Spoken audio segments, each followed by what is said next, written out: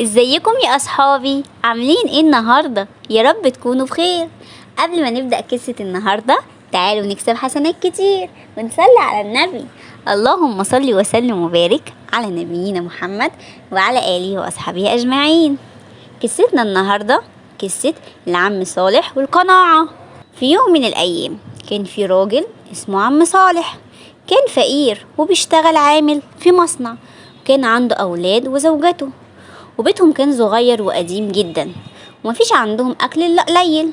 وكان العم صالح مش راضي بعيشته ودايما يشتكي من الفقر وقلة الأكل، ويقول دايما ليه أنا فقير وبيتي قديم ومكسر ومفيش غير أكل قليل في البيت.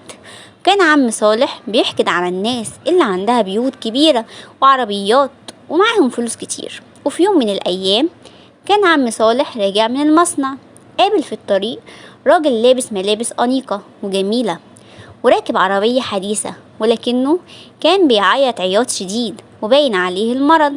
قرب منه عم صالح وسأله ليه بتعيط؟ ايه اللي مزعلك بس؟ الراجل رفع راسه وبص لعم صالح وعينيه كلها دموع وقال له انا بعيط على حالي.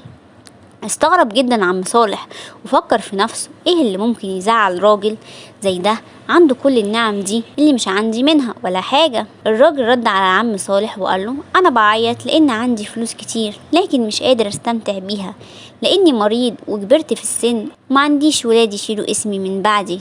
تأثر جدا عم صالح بحال الراجل، وهنا عم صالح بدأ يفهم معنى القناعة وفكر في نفسه وقال الحمد لله أنا ما عنديش فلوس ولا عربية ولا بيت كبير، بس عندي صحة وعندي أولاد يشيلوا اسمي من بعدي.